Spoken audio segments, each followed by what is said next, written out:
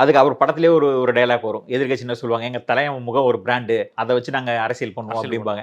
அது இவருங்க பண்ணிக்கிட்டு இருக்காங்க. இப்போ இவங்க என்ன சொல்றாங்கன்னா, எங்க தலைவர் தான் எங்க பிராண்டு, இன்னும் சின்ன என்னன்னு தெரியாது. தாவேக்கான்னு எல்லாம் சொல்றாங்க.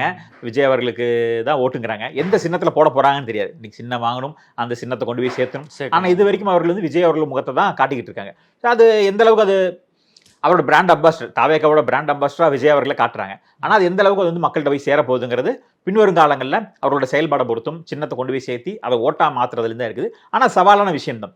234 தொகுதியிலுமே விஜய் அவர்கள் நிக்கிறதா நினைச்சிட்டு ஓட்டு போடுங்கன்னு சொல்லிட்டாரு. எல்லா தொகுதியிலும் நான் தான் 230 கும்மிடிப்பூண்டியிலிருந்து கன்னியாகுமரி வரைக்கும் நான் தான் நிக்கிறேன்னு நினைச்சிட்டு போடுங்கன்னு சொல்லிட்டாரு. அது ரசிகர்களும் போடலாம், தொண்டர்கள் போடலாம், பொதுமக்களோட ஓட்டையும் வாங்கணுமே. அவர்களுக்கு வந்து என்ன செய்ய போறோங்கிறத சொல்லணும், இன்னும் மக்களை சந்திக்கணும். இந்த பிரச்சாரம் வந்து எடுபடாது. இது வந்து வார ஒர்க்கா வரது வந்து விமர்சனத்துக்கு உள்ளாக தான் செய்யும். அது வீக்கெண்ட் பாலிடிக்ஸ் அப்படிங்கிறது வந்து விமர்சனம் செய்யதான் படும். ஏன்னா சனிக்கிழமை காலையில ஃபிளைட்டை பிடிச்சி வராரு, திரும்ப சாயந்தரம் ஃபிளைட்டை பிடிச்சி போயிடுறாரு.